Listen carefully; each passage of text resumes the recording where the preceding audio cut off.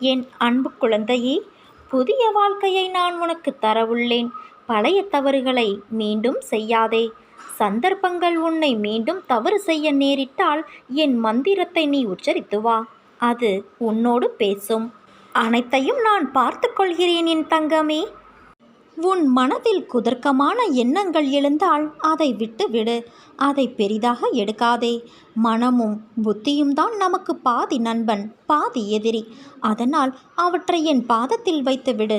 அனைத்தையும் நான் பார்த்து கொள்கிறேன். நிறை குறை என்பது எல்லோரிடமும் உண்டு. அதனால் அதை திருத்த நீ முயற்சி செய். இப்படி குறையுடன் இருக்கிறோமே என்று வருத்தப்படாதே. உன் அன்னையான நான் உன்னோடுதானே இருக்கிறேன். நான் உன்னை கவனித்து வருகிறேன். ஏதோ பெரிதாக நடந்தது போல யோசித்து கொண்டு இருக்கிறாயே, அப்படி என்ன நேர்ந்தது? நீ அதை சொல்ல தயங்கினாலும் நான் அறிவேன். தயவு செய்து தேவையில்லாமல் யோசித்து கொண்டு இருக்காதே. கவலைகளுக்கு இடம் தராதே. ஏற்றத்தாழ்வுகள் இல்லையென்றால் நீ வாழும் வாழ்க்கைக்கு ஒரு அர்த்தம் இருக்காது. மனதில் பக்குவமும் தைரியமும் இருந்துவிட்டால் நீந்தி கொண்டு வந்துவிடலாம். நீயோ இவை அனைத்தையும் கடந்து வந்துவிட்டாய். நீ எனது செல்ல பிள்ளை அல்லவா? உன்னை கண்டிப்பதற்கு உன் தாய் எனக்கு மட்டும்தான் உரிமை இருக்கிறது. கவலைப்படாமல் இரு. என்னை தாண்டி, என்னை மீறி எதுவும் நடக்க விடமாட்டேன்.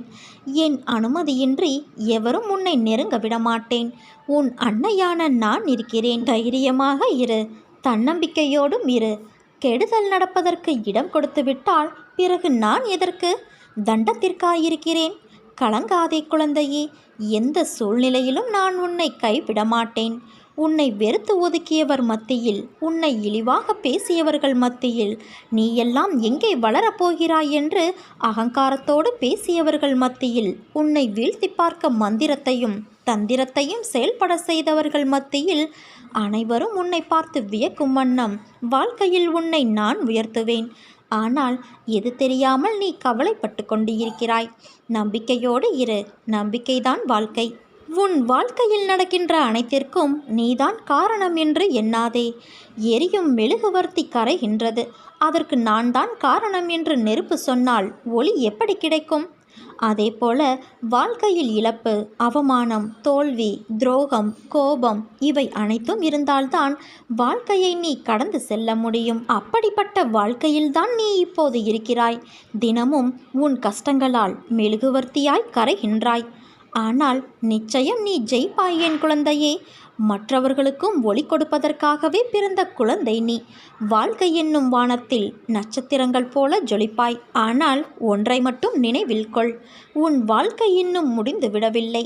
ஒருவரை தகாத வார்த்தைகளால் திட்டுவது, அவமானப்படுத்துவது, ஏளனம் செய்வது, பொறாமை போன்ற செயல்களை செய்யாதே. இதற்கான பதிலை நீ நிச்சயம் எதிர்கொள்ளும் நேரம் வரும்போது உன்னால் தாங்கிக் கொள்ள முடியாது. தர்மம் நிலை குலைந்து அதர்மம் நியாயம் செய்கிற கலிகாலத்தில் நாம் வாழ்கிறோம். இப்போது நாம் பார்க்கும் எந்த இடத்திலும் நியாயத்திற்கு, நேர்மைக்கு, உண்மையான உழைப்புக்கு உகந்த பலன் கிடைக்காத சூழல்தான் நிலவுகிறது. நேர்மையானவர்கள் அலைக்கழிக்கப்படுகிறார்கள். ஏமாற்றுகிறவர்கள், பொய் பேசுவதை அன்றாட தொழிலாக வைத்திருப்பவர்கள், பிறர் சொத்தை அபகரிக்கிறவர்கள், இப்படி எல்லோருமே சீரும் சிறப்புமாக வாழ்கிறார்கள். நிலை தவறுகிறவர்கள் தங்கள் வாழ்வில் நடக்கிற ஒவ்வொரு நிகழ்வுக்கும் ஜோதிடம், பிரசன்னம், அருள்வாக்கு என சதா அலைந்து கொண்டே இருக்கிறார்கள். இதனால் அவர்களின் பிள்ளைகளுடைய வாழ்க்கை கெட்டு விடுகிறது. இறைவனை நம்புகிற மக்களும் நல்லவர்களும் கெட்டு போகக்கூடாது. கடனிலும் கஷ்டத்திலும் சிக்கி அல்லல் படக்கூடாது. பொய் பேசுபவர்களின் பேச்சை இனியும் நம்பி ஏமாறக்கூடாது என்ற நோக்கில் நல்லவர்களையும் கருணை மனம் உள்ளவர்களையும் மட்டுமே நான் தேடி தேடி பிடிக்கின்றேன். அப்படித்தான் நீயும் என்னால் பிடிக்கப்பட்டாய். சிட்டுக்குருவியின் காலில் நூலை கட்டி இழுப்பதைப் போல என்னிடம் நான் உன்னை இழுத்து கொள்வேன். ஜோதிடம் பொய் அல்ல. ஆனால் அதன் மீது இவ்வளவு தீவிரமான நம்பிக்கை தேவையில்லை. நானே எல்லா நிகழ்வுகளுக்கும் காரணகர்த்தா ஆகும்போது தேவையற்ற முயற்சி, அலைச்சல், குழப்பம் வேண்டாம் குழந்தையே. நான் அனைத்தையும் பார்த்து கொண்டு உன்னை விடுதலை செய்து விடுவேன். உண்மையான பக்தர் எவரும் இவ்வுலக வேதனைகளை வேதனைகளாக கருதுவது இல்லை. என்னை விட்டு பிரிந்து இருப்பதையே உண்மையான பக்தர் பொல்லாத வேதனையாக கருதுவர். உலகையே பணயம் வைத்து கூட என்னிடம் நெருக்கமாய் இருப்பதையே அவர்கள் முயற்சி செய்வார்கள்.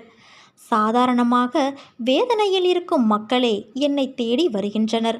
பிரச்சனை எதுவுமே இல்லை என்றாலும் என்னை நாடி வருபவர்கள் சிலர் உண்டு. மனிதர்கள் எப்போதும் இறைவனை பொறுத்தவரை இந்த விதமாகத்தான் நாடுகிறார்கள். இருந்த போதிலும் நான் அனைவருக்கும் மருட்கடாட்சம் வழங்கி வருகிறேன். என்னை பூஜை செய்ததால் நீங்கள் அவதிப்படுகிறீர்கள் என்று என்னால் ஏற்றுக்கொள்ள முடியாது. என்னை நெருங்காது இருந்தால் அவர்கள் வேதனை அதிகமாக இருந்திருக்கும் என்பதுதான் உண்மை. என் தங்கமே, நீ சந்திக்காத விளைவுகள் இல்லை. கவலைப்படாதே. உன்னோடு உன் அன்னையான நான் இருக்கிறேன். உனக்கான பொன்னான நேரம் உன்னை நெருங்கிக் கொண்டு இருக்கிறது குழந்தையே.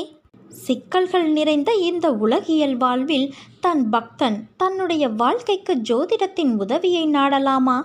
ஜோசியர்கள் ஓரளவுக்குத்தான் உன்னுடைய வருங்கால வாழ்க்கையை கணித்து தருவார்கள். ஆனால் நான் முழுமையாகவும் விரைவாகவும் உதவுவேன். நீ என்னிடம் சரணாகதியடைந்து விட்டால் உன்னுடைய வாழ்க்கையின் முழு பொறுப்பையும் நான் ஏற்றுக்கொள்வேன்.